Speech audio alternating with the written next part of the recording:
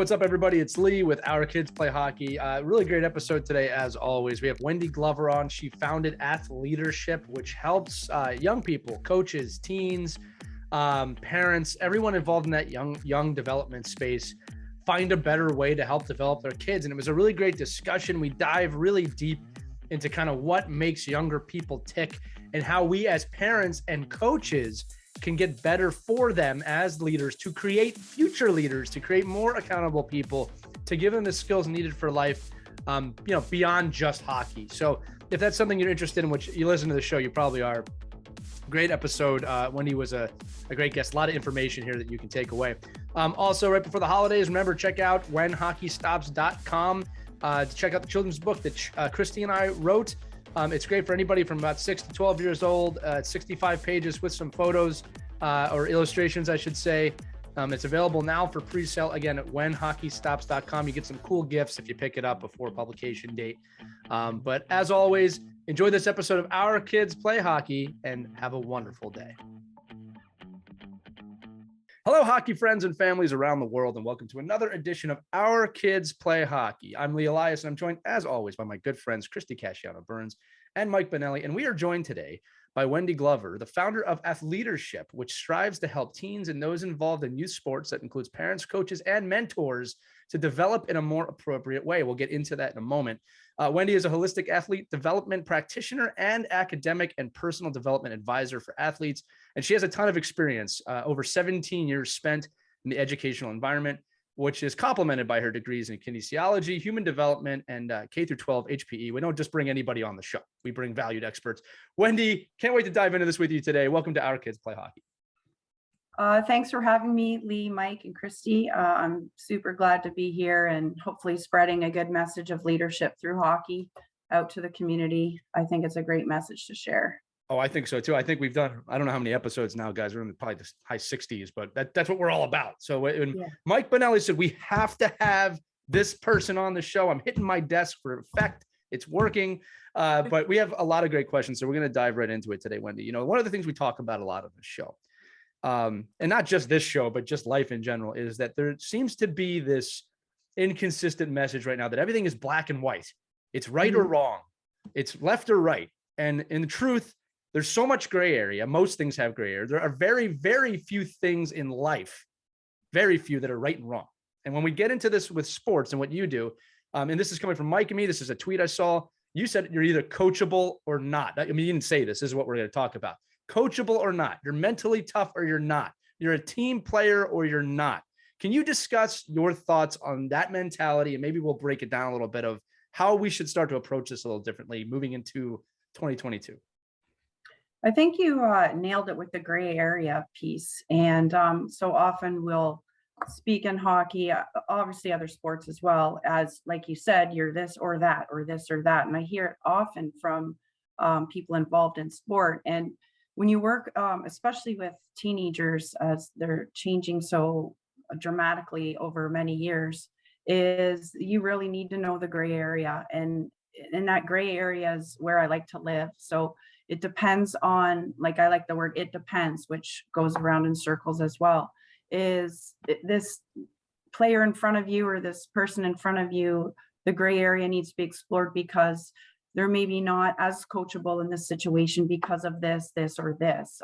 Sometimes it's their perception of a situation. Like, for every single person, every situation, those specific things, good teammate, bad teammate. Well, why are these behaviors showing? Like, let's get to the root of, are these healthy behaviors? Why are you behaving this way? Kind of dig into the gray area, because as you mentioned, you're not this or that. Nobody wants to be labeled. Humans develop all the time and change, and we kind of need to look at them more in a way of open-ended rather than labeling them is these areas of this or that.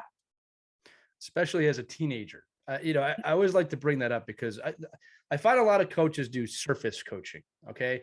And believe it or not, there's a time that's right for that and time that's wrong. Like, coaches are not babysitters. I always say that's an important distinction for parents. Like, you're not just dropping your kids off to be babysit, and coaches can only do so much when they have 20 players on the team. right? But when you go beyond the surface coaching, and it might not always be the head coach that does this, sometimes they need to bring in people like you, Wendy, or Right. bring in other people. You dive into the human side of things. All right. Mm-hmm. And this is actually something I can say that at the pro levels is being done more and more and more for the youth parents out there. This is something that is heavily being considered now, the person as much as the player. But when Mm-hmm. you go into, Wendy, and I got to bring this up, a teenager, you are a different person day to day with dramatic swings and dramatic changes.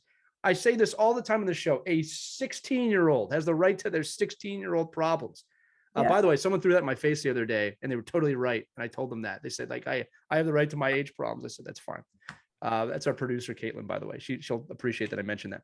But I want to keep going into that with the parents and dive into this with you and Mike and Christy a little bit more, because, you know, we put so much extra pressure on teenagers and we forget how much pressure we were already under when we were teenagers. And it's not just sport, it's life at that age. It's very confusing. So maybe what are some of the tactics, or what are some of the conversations or questions, might be the right word there, that you dive into with teens to kind of start to uncover that? Well, with it, you have to try to figure out why they're playing the sport they are. So what's their end point? I think it's communicated the higher level you go in hockey. I'll just use AAA as an example. You're always trying to reach your potential. What's next for you? We want to do this. We want to do that. Once they hit that 14, 15-year-old age, you kind of have to ask them, is that what they actually want to do? Some of them do, and then some of them don't. Like, what's the end goal? And the end goal can change year to year, term to term. And as families move, families change, they do well in school, they don't. There's all kinds of variables that have to be addressed. I like to kind of address these things maybe 4 times a year, definitely more if they need it, less if some kids seem to be more consistent. Because they're just so different. And like you said, they're entitled to their teenage self. Right. And I think understanding teenage and adolescent development, adolescent and young adult, would be very helpful for coaches. You'd be able to look at them with a less judgmental lens. So one thing I see sometimes is this player's much more a character player. This one's silly and does this and that. Well, you can be 3-4 years ahead developmentally, emotionally, socially. We can see the physical development when someone's ahead physically, but you actually can't see the cognitive or the executive functioning, the sort of lag. And it's not even a lag, it's normal, but right. In the system, they measure you off the top. So, oh, here's a player on our team, he's always acts like this. He or she always comes early, stays late, eats well, whatever. So you must not have as much potential because you're not doing that yet and you're like 16. Well, that person might be intellectually or emotionally and socially a 13-year-old. And that 16-year-old might actually be, 18, 19 years old in mature decision making. So it's really unfair to kids. I think that's what irritates me the most, is this mass labeling that seems to happen when it's really just a snapshot in time. Like, this is where you are right now, because are these the decisions that you're making? And how do we go to the place that you want to go next? And what is that place? We need to ask them, like, where's that place you want to go? Are these decisions you're making helpful or hurtful? How do we make better decisions? How do you change habits? So there's a whole thing that I go through over time with them to try to sort this out from a lens of understanding and not judgment.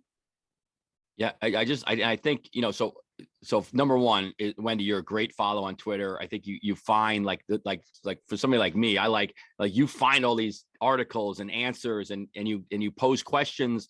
Like, for coaches like me, I don't have to go research that. I'm like, oh, okay, here it is. This is exactly what I'm thinking about. It's a great way. So maybe a good way for us too, just going forward with the conversation, is maybe you could just define and frame what athleadership is. I mean, I love that term. Sure. I love the term of, empowering leaders through sports. And I think, one of the things we talk about on the show all the time is that we don't want our athletes, and we talk specifically, mostly about hockey, and that we don't want our kids defined as hockey players.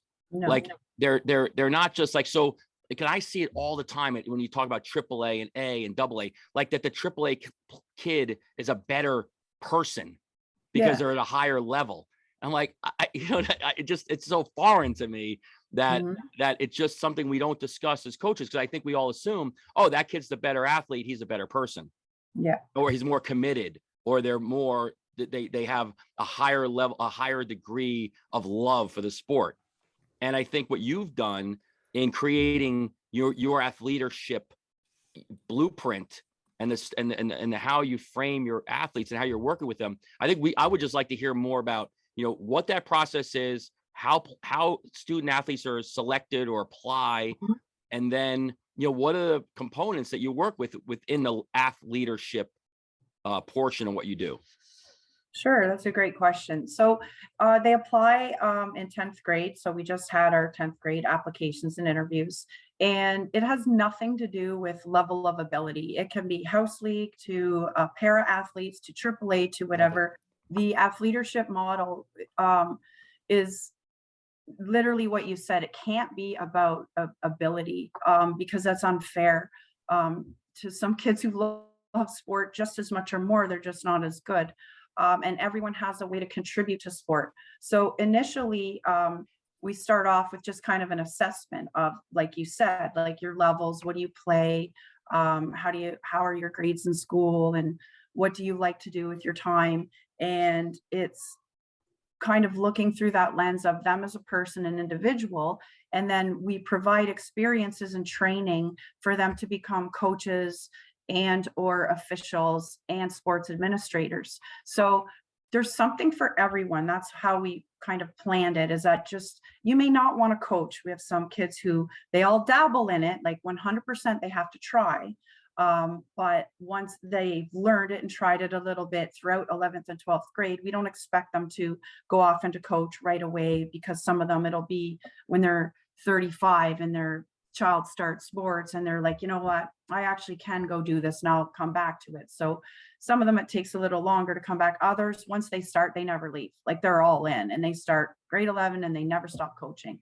Others, they write programs for little hockey teams, and we run little tournaments. And so they really like the sports admin side, doing registration, helping hockey tryouts, summer camps. Like we've got kids running summer camps now all over the place. Like, I don't know if you have PD days in the United States, like where you miss a day of school and the teachers do work in staff meetings and things, but we have those, and in-service days typically. In-service days. And so my students get antsy. They're like, well, we have a day off, like the kids are all home, let's run a camp, let's make some money. So we make money and it funds their certifications. So we do events all over the place, team building events for younger teams, and they model and mentor. So you would put like a U18 team or a U16 team with a U9 team, and they do team building events and lead each other in practices and have little fun games together. And they may charge $10 or $15 a session, and then that money goes to the U16 team to actually get certified in something. Certifications cost a little money. So it's not necessarily a program to just force kids to want to participate in sport at a higher level. There are some that do. We've had NHL first rounders in it. We have a D1 kids that come through every year. But likewise, we have house league kids and para athletes and kids that go into university sport management programs. Like it just goes fast. Like they just spread their wings all over the place. And the philosophy of it all is you must give back to sport. So you went through sport, somebody coached you, somebody ran registration, somebody was a timekeeper and a scorekeeper. So you can't get out of sport without understanding that you have to owe it back. Like you have to return the favor for all those years you benefited from somebody volunteering for you. Now it's time to return the favor, however that suits your specific or individual strengths. And like you said, I take that to heart, Mike, what you said about some of the better players at the higher levels coming in like, well, I'm not as good an athlete as them, so I can't contribute. Yes, you can actually. In fact, it has nothing to do with your ability. So we almost start the first couple days of saying, raise your hand if you're an athlete. And they look around sheepishly, and like a couple of the higher level kids will raise their hand. And I'm like, no, every single one of you raise your hand. Every single one of you, if you have a body and it moves, you're an athlete. Like, you can pick up sport at any time, and it doesn't matter. Like, we have plenty of students that have gone through a program that have disabilities with physical limitations, and they still contribute to sport and love sport and participate. So no, you're all an athlete. Everybody raise your hand. Your body moves. So enough with the judging of who gets to contribute more. And we have a saying that if taken out of context, people don't like it. But if they've heard me enough say it, is that you're not special. And I don't mean that in a mean way. Like, you're allowed to be special to your parents, but in this environment, you're not special because you're better at sport. We're equal here. We're going to get our needs met the best that we can that suits you as an individual. But you don't get more attention because you're going D1 or you're a house league and you get less. That's not how it works. You all have leadership potential in sport, and we're going to address you all with the same curriculum and the same opportunities. And then where it goes is up to you. So I don't know if that, yeah. What I also love about this, Wendy, is that pairing the older kids with the younger kids, you're now introducing those leadership skills to the younger kids, because now they're seeing kids just a few years older than them in these leadership roles and these mentoring roles. So now they're going to want to be like them. I've seen it so often with our high school kids going into, either in camps as assistant coaches, or going in and reading to kids, with their jerseys on and representing the high school, and going into the elementary schools. The kids look up to them, and then they want to be like them, and they'll hold on to that and remember that as they grow and get into high school and get into their teenage years. They'll remember that, and those building blocks are already being introduced to them, which is a fantastic concept. Actually, it took me a while to see the fruits of this labor. So we send all of them into elementary schools. That's where our first stepping stone is, because I say you can't learn to coach if you don't understand age groups.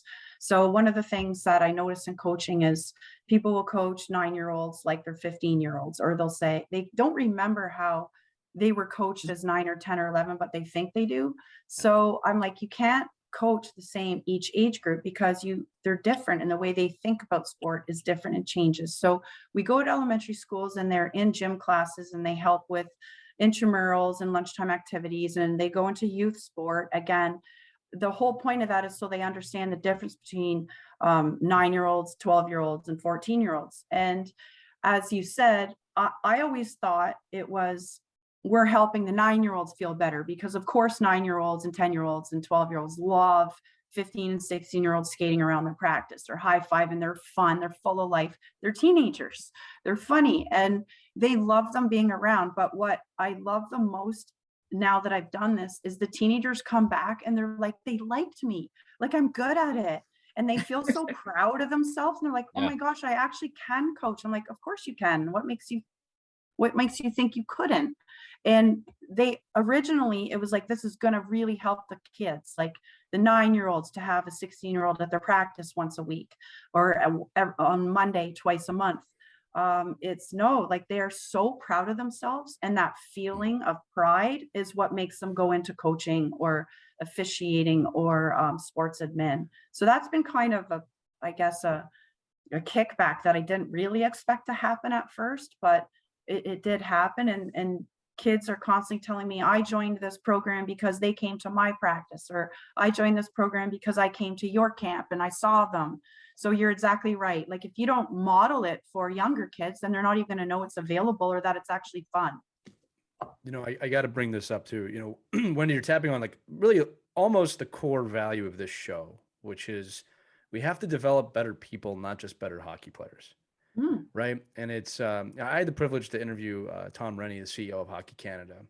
And I asked him, we've talked about this on the show a few times. I asked him, what are the 5 things that separate the greatest players from not the greatest players, or just NHL players. Yeah. And not one of them was a skill-based thing. It was community, it was character, it was passion for the game. And what I took away from that is skills are important. You don't make it to the top levels without skill, but the type of person you become is even more important on the road there. And there's this massive missing piece in youth sport, not even just hockey, where we kind of just lose focus on that side of it, or we have the approach as parents of like, well, they'll just naturally learn that. Right. I talk about mental fitness and physical fitness all the time. We know so much about physical fitness. It's insane. You can tell anybody how to get their body to a certain point. We know all the exercises, we have all the weights, we have all the bands, we have all the things you need to do it. We spend so much time on that. The brain power is just as important. We know this. No one denies this now. Your brain, your mental fitness really needs to be up to par to make it anywhere in life, not just hockey. We don't have the tools. We don't have the weights. We don't have the bands, right? We're just kind of now diving into this, and we're really starting to uncover the mental fitness side of this. But I love that you're building better people, because the truth is this, we talk about this all the time. I'm never going to tell anyone they can't follow their dream and make it to wherever they want to make it. That's not my role. Like if someone has a dream, they have a right to their dream. But like you said, you're teaching young adults, you have value beyond your skill set. And the fact that you're on a team creates even more value, and you can give that back. It's funny. I fought being a coach for so long. I remember even in college, I had a college coach say, "You're going to be a coach one day." I remember I'm a hockey player. I'm not a coach. I'm not. Yeah. And I've obviously fell into it pretty hardcore, for those of you who know me. But the ability to give back, and even at a young age, it's one of those things. I just love that you brought that up. Anyone can do. In fact, you want to talk about passion for the game. My passion for the game when I played was massive, but when I was able to start giving back, it quadrupled in size. It makes it a totally different experience. I love that you're cultivating that. Sorry, I should let you talk. It's your time. No, it's good. I love it. Because you're bringing up things that kind of spark my interest. And you said earlier about identity and love of the sport. You're right. We don't want to call them hockey players. They're kids who play hockey, or you're a teenager who plays hockey. Right. We just reframe. We reframe a lot of the language that I find has hurt them later. So what happens is you're quite aware that of the limited amount of kids who can play hockey after they're 21 years of age, right, and the limited amount of kids who can get the elusive D1 scholarship or whatever. And I am 100% agreement. You can't tell somebody that they can't have their dream or shoot for the stars. I 100% believe in that as well. But as they transition through those years, calling themselves a hockey player or even I hear it, baller for basketball players, soccer, it doesn't matter. It applies to all the sports. I work really hard to say you're an athleter. No matter what, that can never be taken away from you, regardless of if you get a career-ending injury. They're just reasons you can't play sport after 21 at a competitive level. There's always house league. There's always being active for life, of course. But some of them, like, you're ripping their heart out when they right. can't play anymore or have that label of I'm a hockey player. So this athleter label, to me, it lasts for your life. Like once you've learned the curriculum, you have a few certifications, and you understand you can contribute to sport everywhere. You never lose that identity. And they really like that. Like there's comfort in it, because when they inevitably they'll move away from sport at some point. So it's less about I didn't make it or I quit. I hear that all the time. Like, well, you didn't quit. You redirected your interests. Right. So you redirected your interests to say school or work or career. That doesn't mean you're a quitter. Right. That's unfair. I find the language has to change, and how they perceive themselves. You're bringing up an amazing point. I'll share some of my own experience with you and how I learned this kind of the hard way. And I hope that this experience for anybody listening can help. So when I was about 25 years old, I was a college head coach. I was working at the National Hockey League in Manhattan. Right. This was my life. And of course, at that time, I'm like, I am hockey. I remember thinking that way, like I'm doing this. And by no fault of my own, within 1 month, everything was gone. All of it went away. Right. Was not the coach of the team anymore. Was not at the NHL. Right. And I was devastated. I was devastated by this. And I remember I am so thankful that happened to me for so many reasons. And this is the lesson I learned, was that I, for so long, identified of I have to be hockey to be happy. I'm a hockey person if I'm not. And when that all fell apart, and obviously I'm still very involved in the game, I remember the first time I had the thought of, man, I could apply my work ethic and passion and things to other things, my other interests. And I started to do that. And I started to write and broadcasting and all these other things, right? Eventually being a father, being a husband, right? Not in that order, reverse it. But my point is that I learned I could apply like that it wasn't hockey that was defining me, right? It was my work ethic, my teamwork, my people around me. That's what I should have been identifying through, right? Was not the game. And I love the game. I want to reiterate that for everybody listening. Yep. But it was dangerous. I was in a dangerous spot where I felt I couldn't be happy if I wasn't doing the game. Completely wrong, right? So, and I'd love to get your thoughts on this too. But like my message to parents is always, look, love for the game is so important, and the game is important. But the creativity they show in the game, the passion they show in the game, you can apply that to other things. All right. Like my son loves video games. He loves to write, believe it or not. He's only 7 years old. It's kind of funny.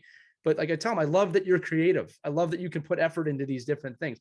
That's the message I'm telling him. He's 8. All right. I'm not telling him like, hey, the NHL, man, if you want to make it, I don't do that.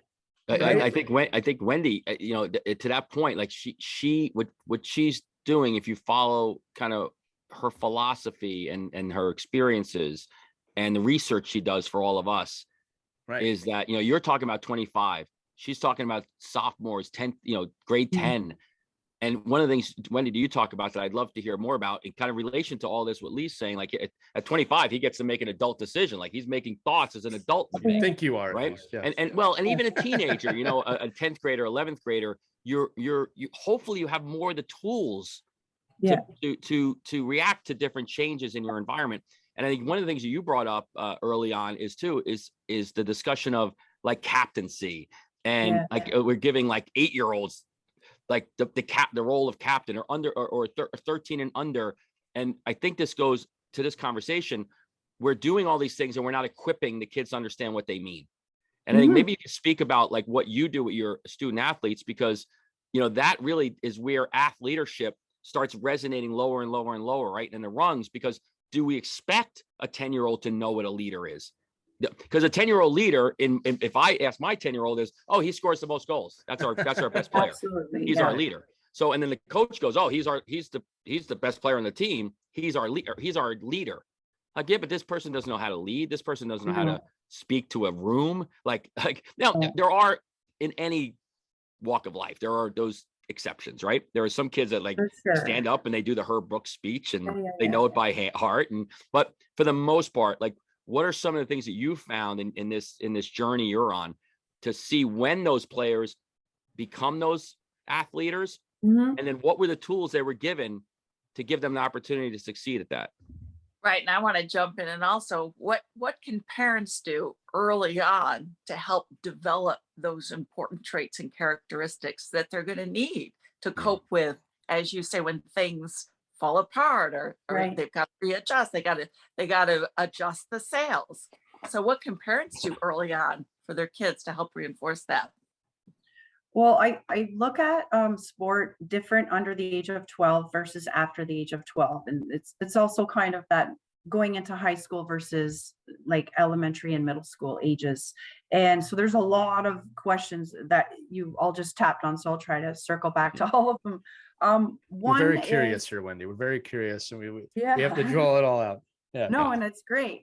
So one, the coaching theory that we do is very multi-sport. So I always say to the kids, you don't know if you're going to coach your cousin or your brother's kids, or you may have 2 daughters and they love soccer, but you're a hockey player. The whole point is we do coaching theory, understanding children, and you can apply your leadership skills wherever they're going to come out in the future, because you really don't know. You're not necessarily just going to coach hockey or even coach hockey. You have no idea where your future path may take you. So if you want to apply it to hockey, of course you can. We definitely do that as well. But everybody learns the basic coaching theory first. And in regards to how do you behave as a captain, under 12 years old, I think kids should be rotated through these positions. And what happens is you might have something really simple for them. You're you're first here today and you're the last one to leave. You make sure that the dressing room looks perfectly nicer than you found it. And so that you don't leave a mess for anybody who works here to have to pick up after you. You just keep a little list of this is what you're going to do today. Make sure water bottles are filled, doors are closed on benches between periods, things like that, or like just little minor things because they're young. And then as they age, we have curriculum written for how do you behave as a captain, as a teenager on a team. And these are the things we write about in class. So this is where we go off into evidence-based work. So we will take university papers, we'll follow papers from professors on these topics. These papers get selected, the kids will write themselves, they write it, and I edit it. So we have all kinds of resources that the kids have written based on evidence that I edit with them and that we will share with teams. So we do give them the tools so that they can actually apply some of these concepts. We don't just wing it, because I'll ask kids on really high performing teams. Like I don't want to implicate anybody, and I'll say, well, how have they taught you how to be a captain? Well, we just know what the older guys did. I'm like, so no one, like just whatever they modeled and you just kind of wing it. There's nothing, no guidelines, etc. And they're like, well, no. And that just gives me fuel to write content. So I've had to immerse myself in the in sports. So I've been at this 23 years, but 18, the last 18 in with ninth grade and up, and writing these programs probably the last 13. So I ask kids, like, do you do this? And what do you do here? And what do you do there? And this is how we write programs and curriculum together. So it's also environmental. So obviously I'm getting feedback from where we live in this hotbed of sport where we are. So it would be a little bit different in each environment, from Syracuse to New York to Florida. It would be different a little bit. So there has to be some tweaking of the content, but the message and philosophies usually carry over to many different areas. Yeah, sorry, I think I touched on. Yeah. You know, I'll tap on Christy's question about parents here a little bit too. Oh, right. So Wendy, I'm going to tell you what we did on my son's 8U team, and you can give us your feedback. You know, one of the things I try and do, I do a kind of a team building off ice with the 8-year-olds every week.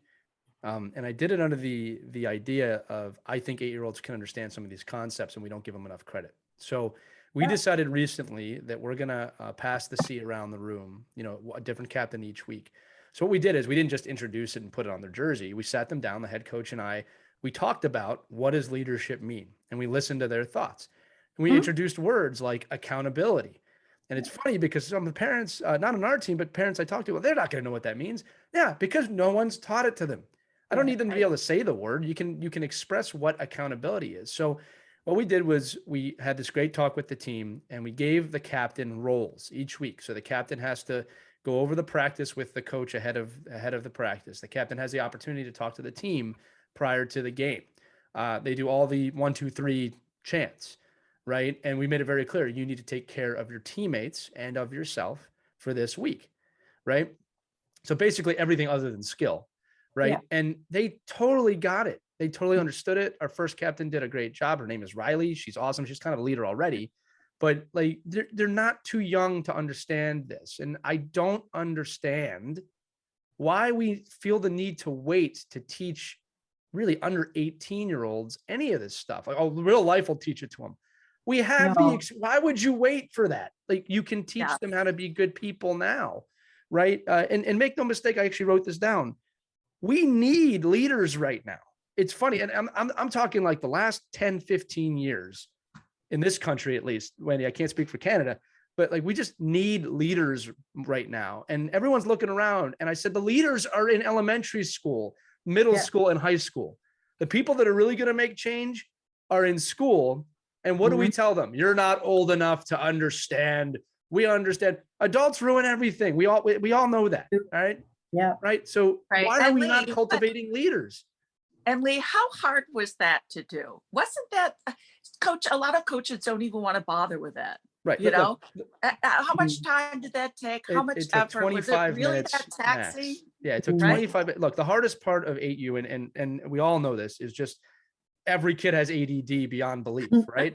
but I expect that. And you know what? I tell them that too, Christy. I say, look, it's hard for you at your age to pay attention. I want to try and work on that. You have a right to that. And I say it over and over again. I think I said in another episode here, Wendy, this will make you laugh, but I said that it took me a long time to realize I've always coached high level, top level hockey.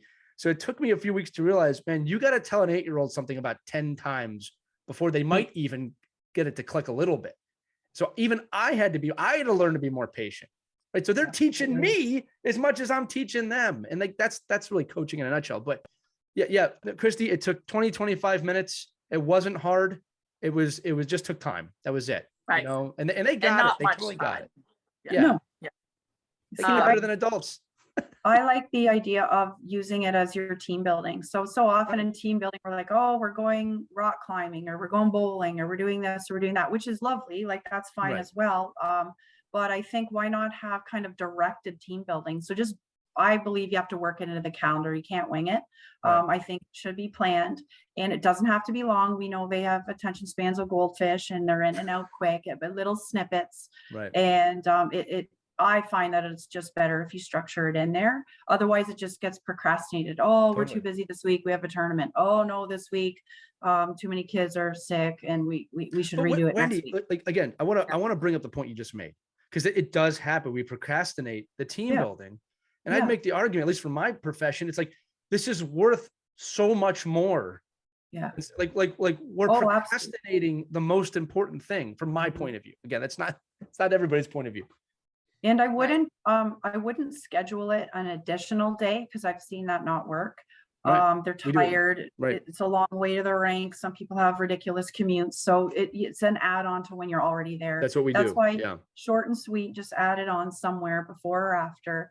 And Christy, I want to comment on your parenting. Like, how do we help the parents? And to be perfectly honest, I'm going to tell you, I've been pretty frustrated with parents. And originally, that not surprise me. No. So originally, before I wrote this program, probably about, 18 years ago, I was doing sessions for parents, mostly in hockey, information sessions with professor from our local university.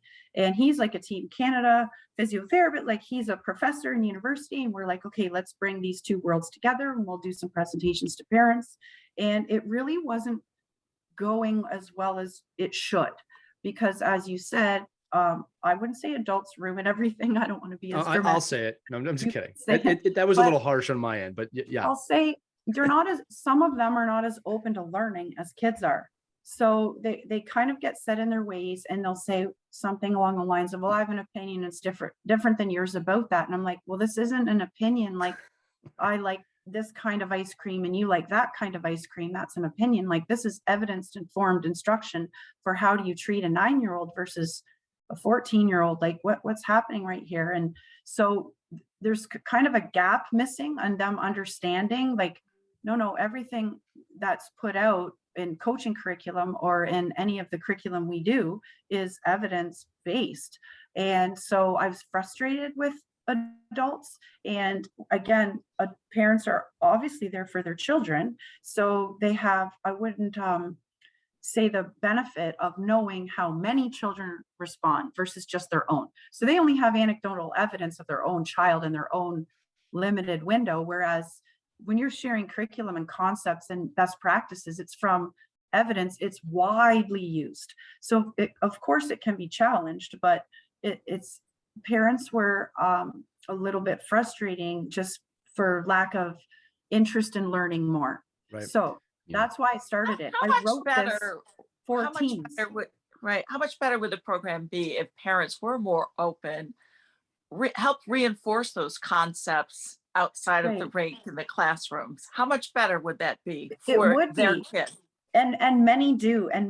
So I don't want to paint them all with the same brush. Like, many do, like they're just really want to learn and they're great people, but there are some that don't. So my whole reason for writing the program and going after the kids was like, well, the kids are our future, just like you said. These 10-year-olds and 12-year-olds and 15-year-olds, like, they're the ones who are going to make changes, not 42-year-old parent who is aging out of the system because they have a 17-year-old.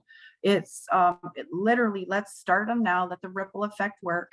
And as they go up, they'll have proper understanding, certification, and they will make the change. They'll be the soldiers everywhere, rather than just one adult trying to change a room full of adults. Wendy, you're making me think here, which I love. This is we all talk about how much we love recording these on Monday mornings because it's just a great start to the week, and you're providing that already.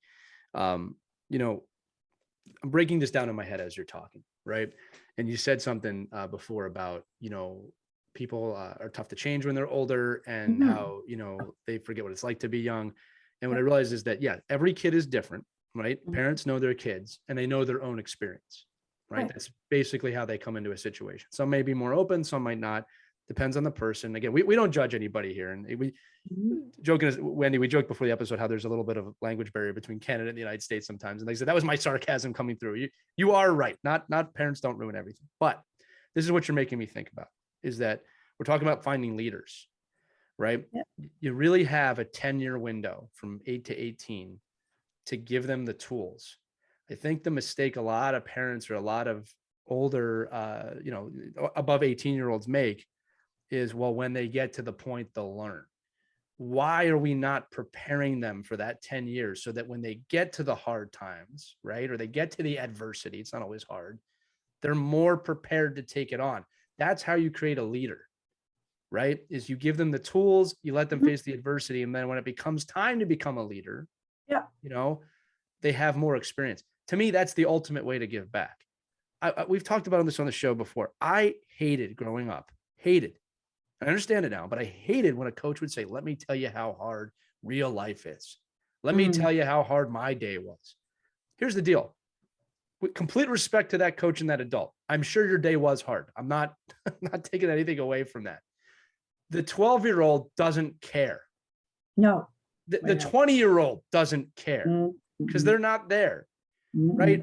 So I'll pose this question to you. Instead of saying to a kid, let me tell you how hard my day was, let me tell you all the things that life's going to throw at you, right? Because there is valuable lessons there. How do we transform that to something that we can teach children in a way that they're going to understand?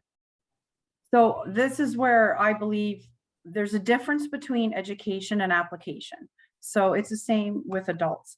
We do coach curriculum, of course, but until you actually coach, like, you have no idea how to bring the theory to life. Like, you just don't. So we do ethics training. So they do ethics certifications. There's one we do from the Canadian Center for Ethics in Sport. It's called Make the Call. And then I give them case studies of ethical dilemmas, and we go through decision-making model. Is this an ethical decision, a moral? Is it legal? We go through that. So then it's like when they're going out in the sport community and they do have an ethical dilemma to deal with at some point, they'll have a better lens on how to apply what they've learned. You can't just cram curriculum down like and expect them to be able to apply it. That's why I think when you target parents for learning, it's harder because they have no opportunity to apply it. It's only their children. So these kids will do emotional and social intelligence training and what that even means. And we have rubrics and assessments. They have to assess themselves. Like, do you wait your turn, or do you interrupt people in conversations? Do you reflect back questions or conversation pieces? And then they have to go off into places and assess themselves after. So there has to be curriculum, there has to be an application of it, and then there has to be reflection. Otherwise, there isn't proof of learning. Like you said, they're going to learn it the hard way and learn it by experiencing getting cut off a team or deselected. Of course they are. At some point this is going to happen, or getting sat in sport. But just to tell them that's what you do, it's going to come, you're going to get it, that doesn't make them experience it. So we go through, this is what will happen. These are some certifications behind it based on evidence. And then let's figure out some tools, how we're going to manage this when it actually happens. Right. Because they don't have simply saying, I'm going to get sat this year or not played so much. And then you just say, suck it up. Like, that doesn't work. It works for the odd one, but that's not really what you're supposed to tell them, how to get through situations like that. It's funny too, is you're making me think about what I do when I work with a team, right? One of the things I go over in the beginning of the season, not middle, before the season even starts, they say, what do we do if we hit a winning streak or a losing streak?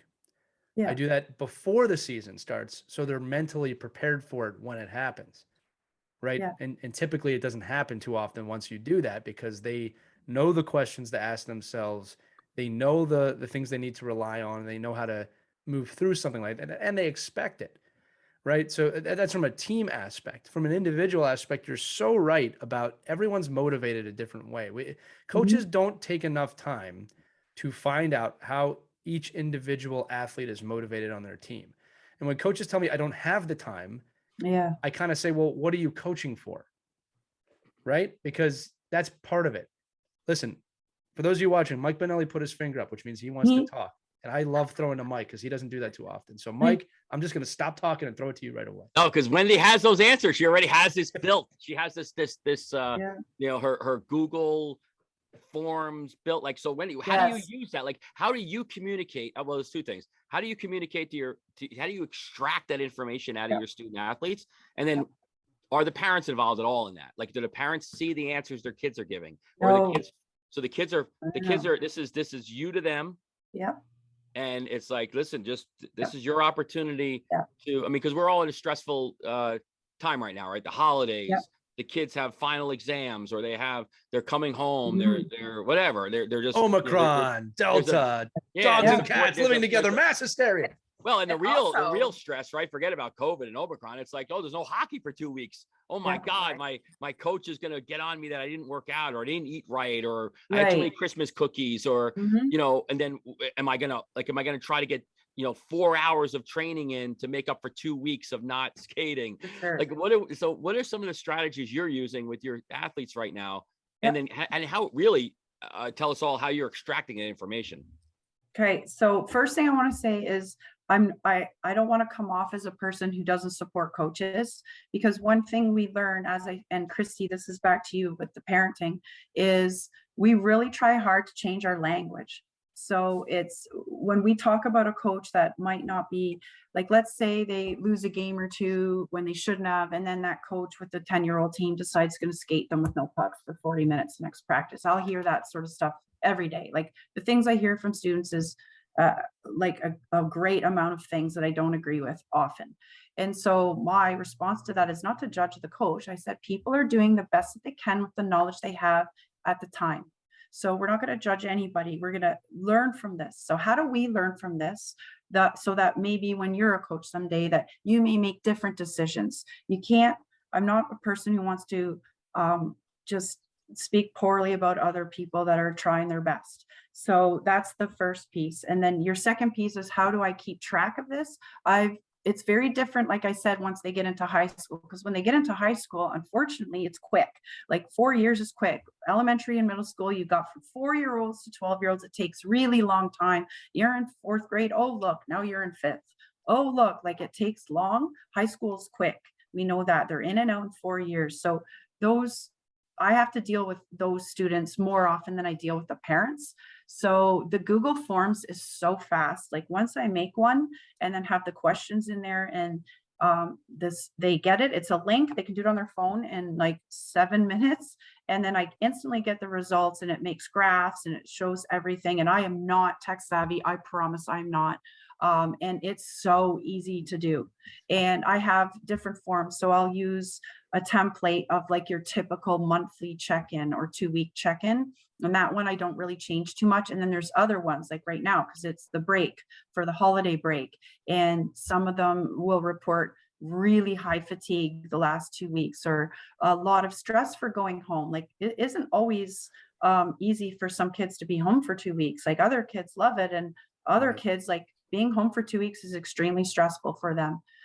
So I'm like, oh, okay. And then you really need to use those forms as just a way to kind of look for issues too. So I always tell them it's private unless there's something important that I see in mental health that I need to report to your parents or the school or your sports team or what's next. That is not private under any circumstances. Will I keep that kind of confidence.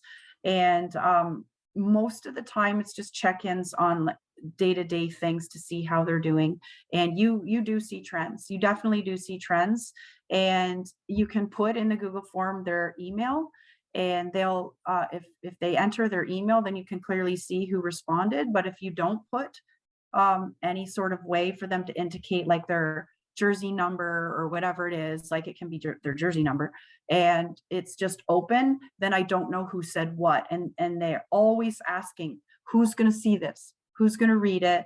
And so I'll put it at the top. This is just for me to learn more. Nobody will know who said what, because you're not inputting any sort of jersey number or email. So I don't know who said what. And then I actually show them on my computer. I'll say, look, here's the answers. Like I literally have no idea who said that.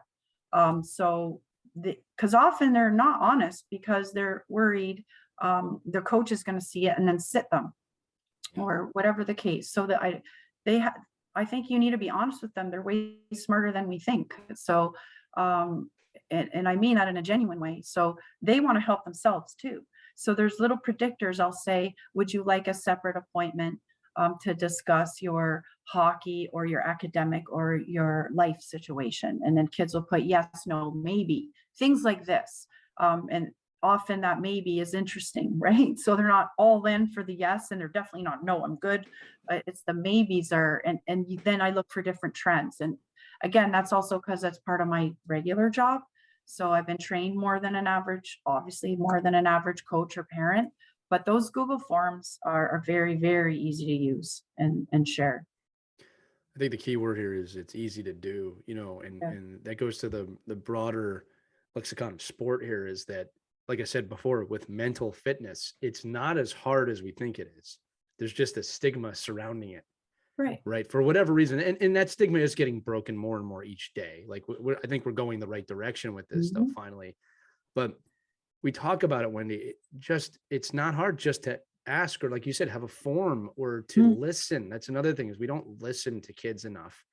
And often we say, oh, it's just going to be gibberish. Well, that's not always true.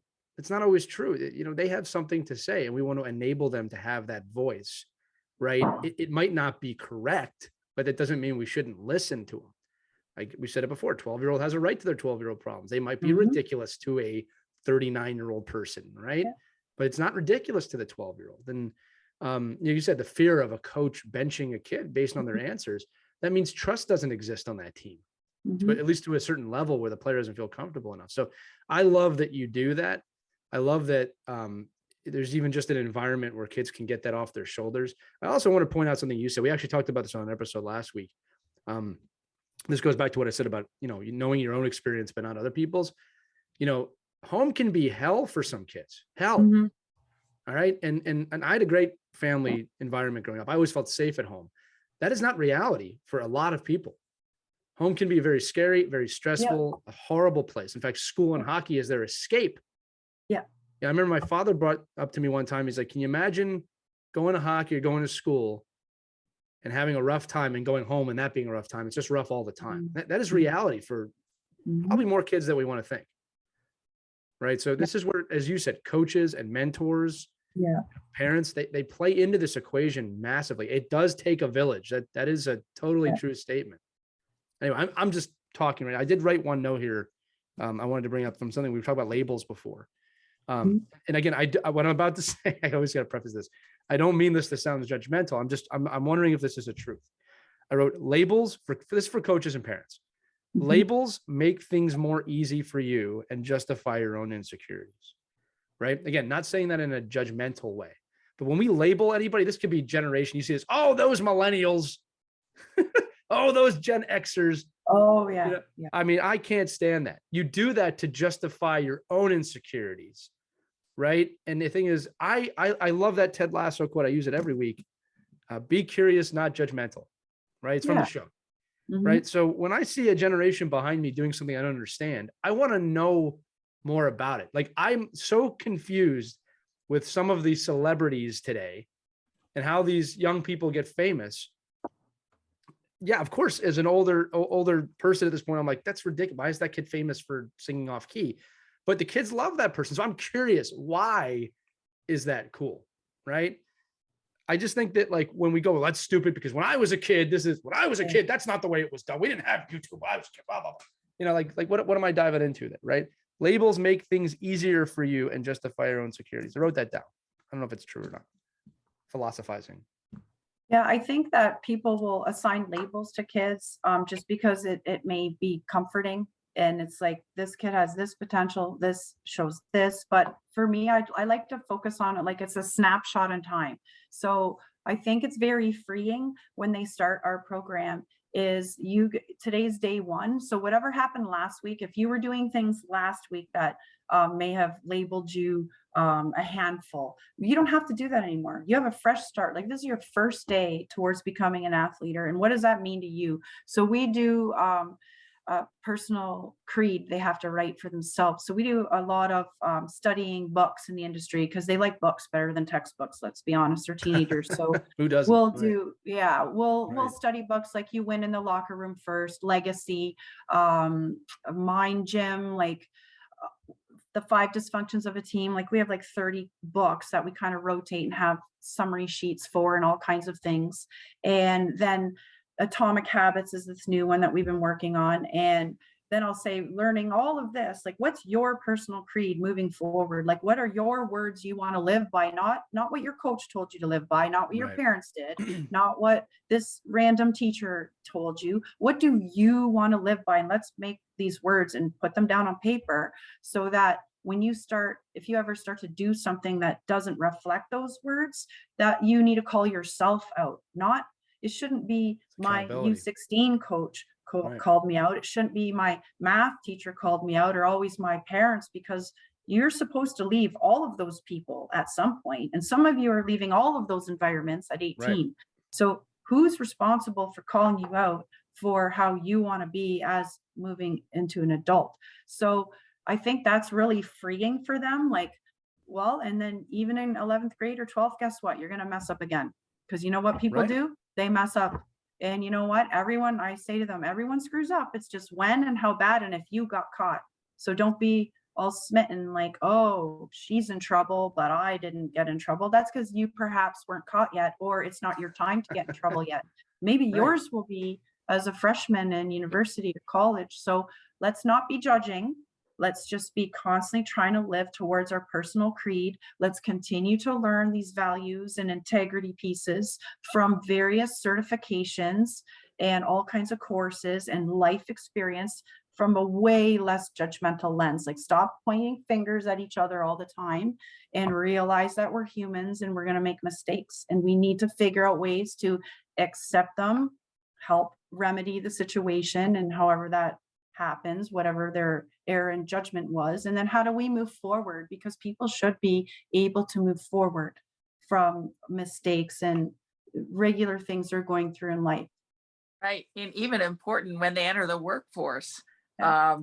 I see a lot of kids now just not able to deal with a work environment and getting labeled and then accepting that, and they're not getting the promotions and they're not trying to, because all of a sudden they're labeled. Well, if they had that skill set and they say, well, what is it about me? I can change that. Tomorrow's a new day. I'm going to go ahead and go for what I want, for my goals. Such an important life skill to have. So thank you for that. Yeah.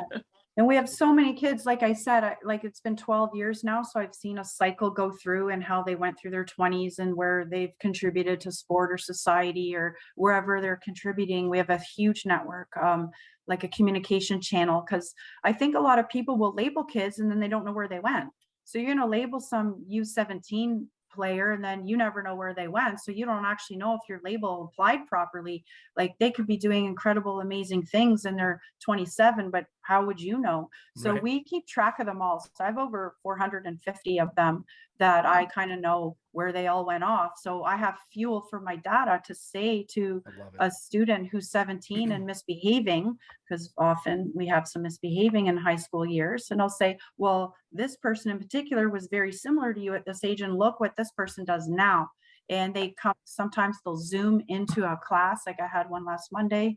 He's a university assistant hockey coach. He's 26. He needed in Canada and Ontario, you can do an extra year of high school. We call it a victory lap. for late blooming kids who aren't quite there yet. And he's like, listen, I needed my victory lap and I needed my 6 years to get my 4-year degree. And now he's a university hockey assistant coach. He's a teacher. He's done all these things. So he just zoomed in my class for 30 minutes, told his story, and kids are hanging off their seat because they're like, well, this person clearly is explaining to us. He was in our shoes 10 years ago and look at him now. And he just took longer to get there. And it's again, if you don't know where certain kids can be and you can't share that information back, it seems like we only celebrate, oh, well, this player was here when he was 16 and he was amazing and he trained this and now he plays for Boston College and now he's this and that. Well, that's not everyday kids. So we're with 99% of the kids. They're not that outlier. That's, you know what I mean? I guess I don't even know an American player to use that's going to go over well, but that had that perfect pathway. I call it the golden pathway. Don't model yourself after the golden pathway, kids. Right. How about we model ourselves after the 99% of the rest of us who have amazing contributions and potential in sport, and however that's going to play out, we just take our time and let it play out. But so many measure themselves against the outlier.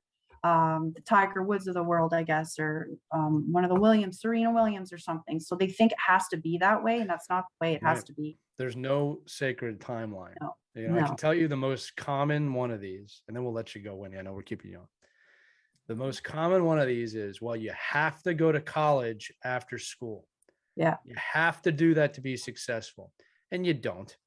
It's if you know what you want to study, it's a great option. Yeah. Right. If you know that college is the right place for you at that time, it's a good option. But the truth is this, it's very expensive. And we're sending a lot of kids there telling them you need to figure out in the next 4 years what you're going to do the rest of your life. That would be unreasonable at any age. Right. So if you know what you want to study, this is a few things. It's a great option. And get this, if you get there, start studying it and hate it, you can change. Yep. That's the key. And not everyone's ready for college at 18. Sometimes they need to be 28. That's okay. We got to break that sacred, this is the path. It's a different path for everyone, which is exactly what you're talking about in hockey, in school, in life.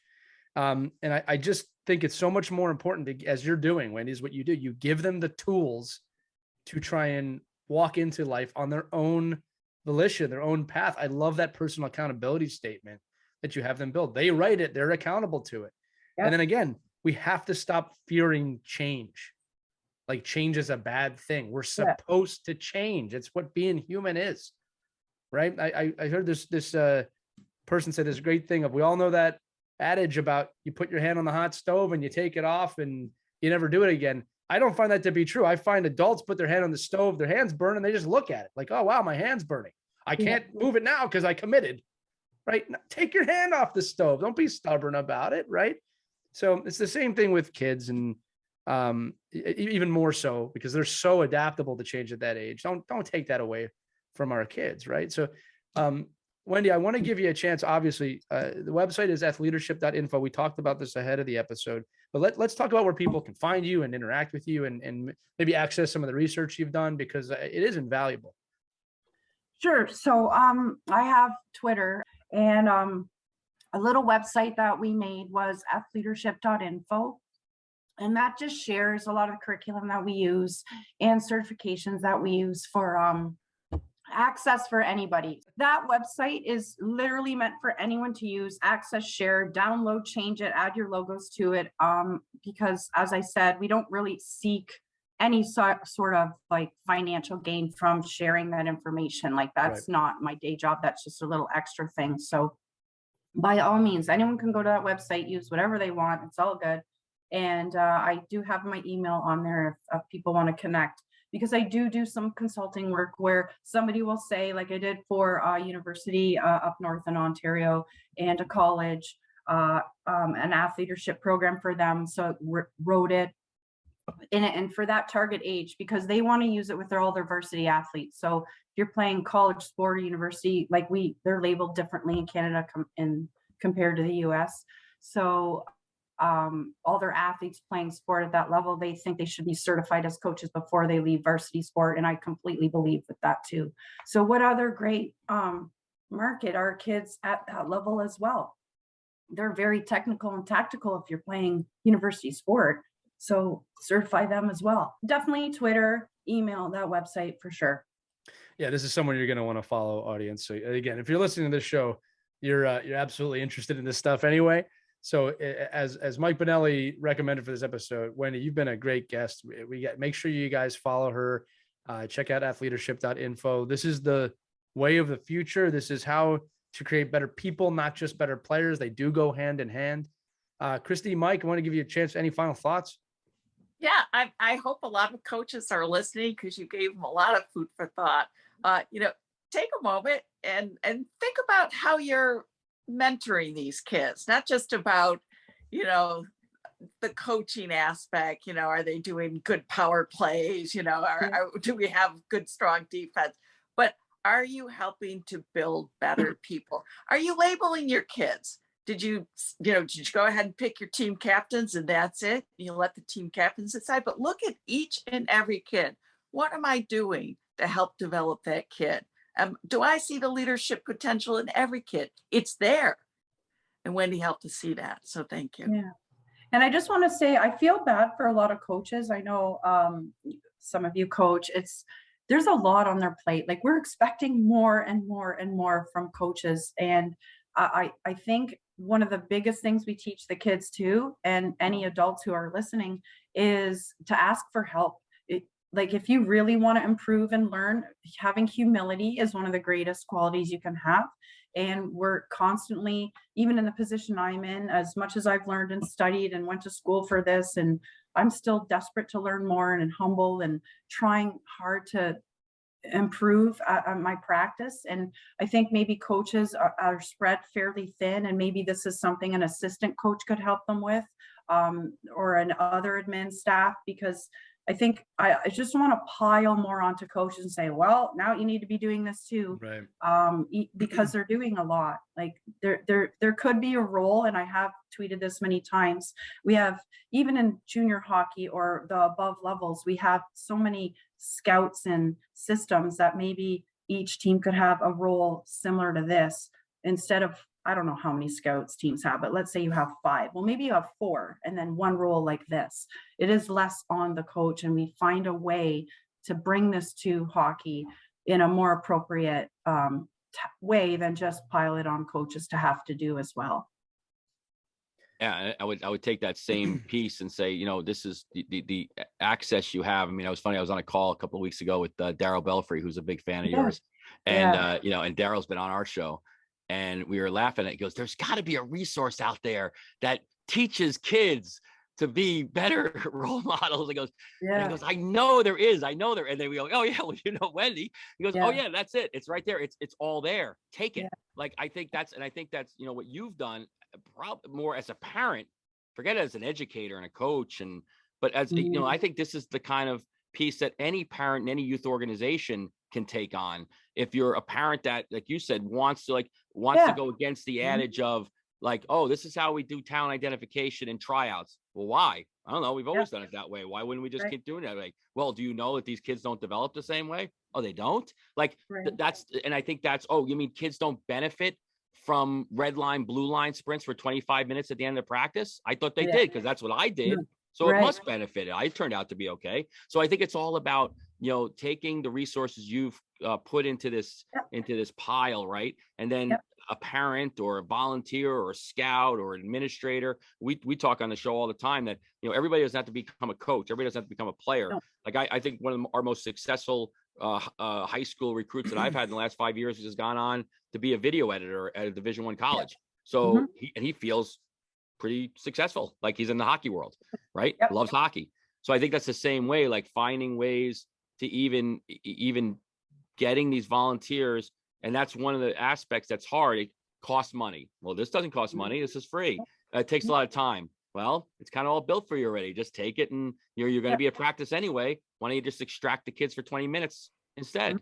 So I think it's all about, how can we, is it a valuable piece? And I think, and the problem is the people on this call probably think it's valuable, right? Yeah. So it's like, okay, well, who doesn't think it's valuable? And then how do you Right. reach those people? So I think one of the ways to reach is education. I think what Wendy's done through her social media platform is keeps putting educational pieces out there that then you can consume at your own, Yeah. time.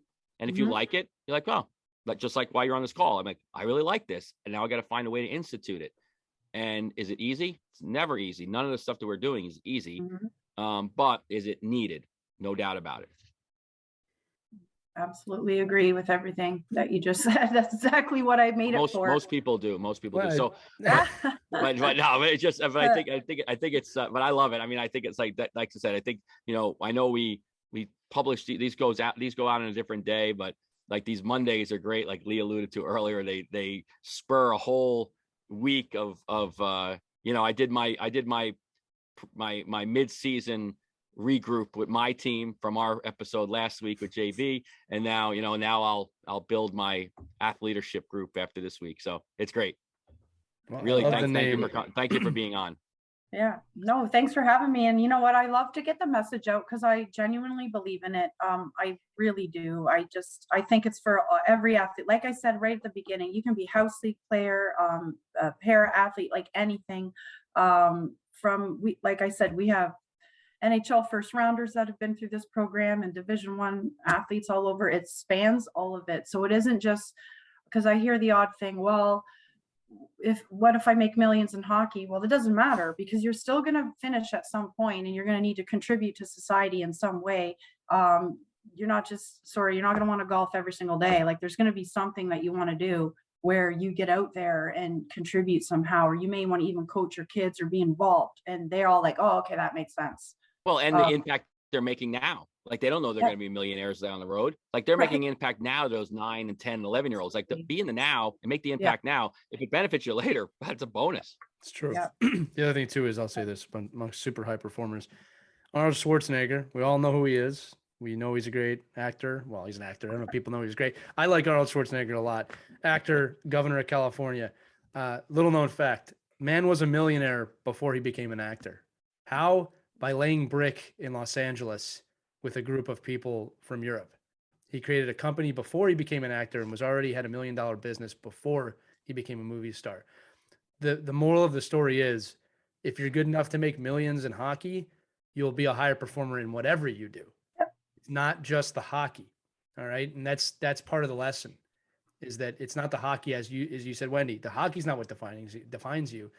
You have something else, and we have to cultivate that in our children to understand that. And should that cultivate into a professional hockey career, wonderful. That's wonderful, right? All roads lead to adult league.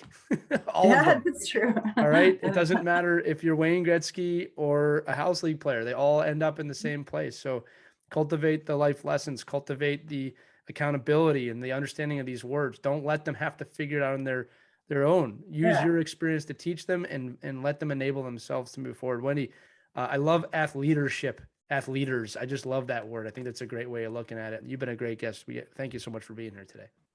Thank you. All right, so that's going to do it for this edition of Our Kids Play Hockey. Check out all the episodes at ourkidsplayhockey.com or head over to wherever you listen to podcasts. They're all there. And I want to thank the audience once again for listening. Just been tremendous. But that's going to do it for this episode. We'll see you next week for Christy Casciano Burns and Mike Benelli and Wendy Glover. Move the two together. I'm Lee Elias. Have a great night.